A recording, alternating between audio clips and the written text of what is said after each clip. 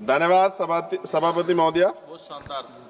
मैं इस सदन का ध्यान भारत के राष्ट्रीय गीत वंदे मातरम के इतिहास और उसके राष्ट्रीय महत्व और उसकी संवैधानिक स्थिति की ओर आकर्षित करना चाहता हूं। हालांकि सब लोग इस पर बोल चुके, लेकिन जो हमें सुनने वाले हैं वो भी सुनेंगे, तो इस पर चर्चा करनी बहुत जरूरी है।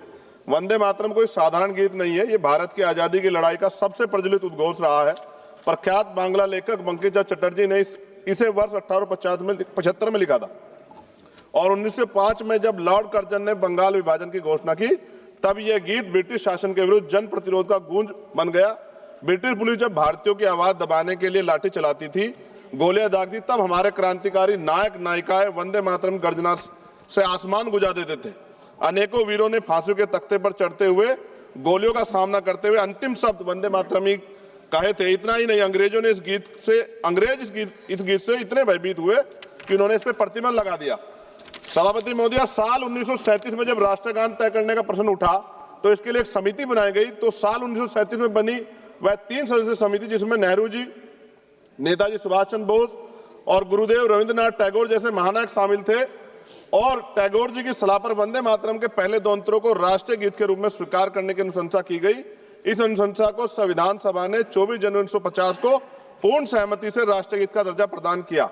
ऐसे में आज उसकी स्थापित, स्वीकृत और सर्वमान्य स्थिति पर अनावश्यक विवाद खड़ा करना न केवल इतिहास के तथ्य और संविधान की मर्यादा के विपरीत है, बल्कि यह उन महान विभूतियों, विशेषकर बोस जी और रविन्द्रनाथ टैगोर का भी अपमान है, जिन्हें आज भाजपा स्वयं अपने आदर्श बताती। मुझे याद है कि प्रधानमंत्री जी, पूर्व का जो पश्चिम बंगाल का चुनाव हुआ था, माननीय प्रधानमंत्री जी टैगोर जी का लुक धारण करके हमने सबने देखे। ऐसे में उन्हें टैगोर जी की स्पष्ट सलाह पर निर्धारित राष्ट्रीय गीत की स्थिति पर सवाल उठाना उनके विचारों और उनके ऐतिहासिक समिति दोनों के प्रति असम्मान की श्रेणी में आता है। माननीय सभापति जी, 24 जनवरी 1950 को संविधान सभा द्वारा राष्ट्रीय गीत घोषित किए जाने के बावजूद यह भी सत्य है कि संविधान में अनुच्छेद 51A के तहत राष्ट्रगान जन गण मन का सम्मान करना अनिवार्य है, जबकि वंदे मातरम के लिए कोई संवैधानिक बाध्यता नहीं बनाई गई। इसलिए वंदे मातरम का सम्मान हमारे नैतिक कर्तव्य है, लेकिन किसी भी नागरिक पे से अनिवार्य करना संविधान की भावना के अनुरूप नहीं। और हम संविधान को मानने वाले लोग हैं। हमारे महान स्वतंत्रता सेनानियों ने एक ऐसा भारत चाहा था जहां देशभक्ति, स्वतंत्रता और सबकी आस्था तीनों का सम्मान साथ साथ रहे। वंदे मातरम इस देश की आत्मा में बसता है, परंतु देशभक्ति को किसी एक नारे, एक गीत या एक प्रतीक तक सीमित करना भी उचित नहीं। हमारा भारत संविधान, विविधता और स्वतंत्रता पर विश्वास करने वाला है। इसी संदर्भ में मैं संविधान निर्माता परम पूज्य डॉक्टर बाबा साहब अम्बेडकर की एक अमर पंक्ति कोट करना चाहता हूं, जिसमें उन्होंने कहा, राष्ट्र व्यक्ति से बनते, मिट्टी से नहीं बनते। यानी राष्ट्र की असली शक्ति उसके नागरिक हैं, उनकी चेतना, उनके अधिकार, उनकी स्वतंत्रता है। मैं इस सदन में ये भी कहना चाहता हूं कि वंदे मातरम हमारा गर्व है, हमारी विरासत है, लेकिन गर्व को कभी जबरन थोपा नहीं जाता, गर्व दिल से स्वीकार किया जाता है। वंदे मातरम वो गीत है जिसने अंग्रेजी साम्राज्य हिला दिया था। आज इसे राजनीति में घसीटना, उसकी मान्यता को कम करना। वंदे मातरम हमें जोड़ता है, तोड़ने की पहचान भी बताता। जब इसे हथियार बनाए और उनकी नीयत देश नहीं, सिर्फ आपकी अपनी राजनीति चमकाना हो। सभापति महोदय, आज भी अगर कहीं कोई आंदोलन होता, मैं एक अधिवक्ता हूं, उत्तराखंड के देहरादून में अधिवक्ता 29 दिन से कड़क ठंड में बैठे हैं, इसी गाने को, इसी राष्ट्रीय गीत को गुनगुनाते हुए आंदोलन कर रहे हैं कि हमें सरकारी चैम्बर सरकार उत्तराखंड की दे। मैं बात आपको इसलिए कह रहा हूं, हमने किसान आंदोलन देखे, पहलवान बेटियों का आंदोलन देखा, अध्यापकों का आंदोलन देखा, युवाओं का आंदोलन देखा, लेकिन मैं ये भी मानता हूं कि सत्ता इस पर राजनीति कर रही है। और अंत में सभापति महोदय, वंदे मातरम है दिल की धड़कन, इसे लड़ाई की दीवार मत बनाओ, इसे लड़ाई की दीवार ना बनाओ, मां के नाम पर नफरत की राजनीति का बाजार ना सजाओ।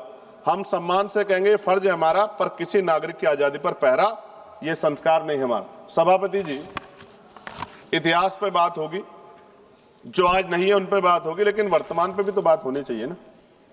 वर्तमान पे, इतिहास से हमें सीख लेनी चाहिए। आज क्या हाल है देश के? बुनियादी सुविधाएं लोगों को नहीं मिली, रोटी कपड़ा मकान की व्यवस्था नहीं है, और जुल्म, जाति, अन्य अत्याचार दलितों पे, पिछड़ों पे, मुसलमानों पे, आदिवासियों पे लगातार जारी। और कोई कहने सुनने वाले, जब भी कोई अपनी आवाज उठाएगा उसको देश विरोधी घोषित कर दोगे, धर्म विरोधी घोषित कर दोगे। इस प्रथा से क्या देश आगे बढ़ सकता है? एक ऐतिहासिक प्रमाण बता रहा हूं जी, खत्म करते हुए ऐतिहासिक प्रमाण बता रहा हूं।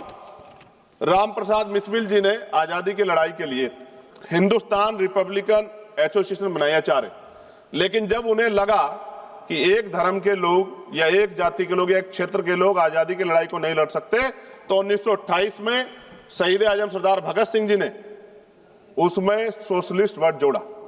हिंदुस्तान सोशलिस्ट रिपब्लिकन एसोसिएशन क्यों बनाया? क्योंकि जब हम मिलकर रहेंगे तभी देश आगे बढ़ सकता है। और आप, मुझे पूरा ऐसा लगा जब मैंने सत्ता पक्ष को सुना कि वो राजनीतिक एजेंडे के जरिए सिर्फ मुसलमानों को टारगेट करते हुए इस बहस को लाना चाहते हैं, उनके पीछे उनका कोई और तर्क नहीं। सभापति जी, खत्म करते हुए मैं ये कह रहा हूं, आज का नौजवान अपना हक मांग रहा है, आज की बेटियां उड़ान चाहती हैं, उनके लिए सरकार पे क्यों योजना नहीं? बस इसी एजेंडे में फंसा के लगातार वो देश के नौजवानों को चलना चाहते हैं। ये ज्यादा दिन चलेगा नहीं। मैं आपके माध्यम सरकार से कहना चाहता हूं कि बुनियादी मुद्दों पर चर्चा करें, बेरोजगारी पर चर्चा करें, महंगाई पर चर्चा करें, महिला सुरक्षा पे, सम्मान पे, उनके सशक्तिकरण पे चर्चा करें और देश की तरक्की पे मिलकर कैसे आगे बढ़े इस पर चर्चा करें। बहुत बहुत धन्यवाद। जय भीम, जय भारत, जय संविधान, जय मंडल, जय जोहार। धन्यवाद सभापति महोदय। माननीय सदस्य श्री हनुमान बेनीवाल जी। एक इनके लिए जरूर सुना।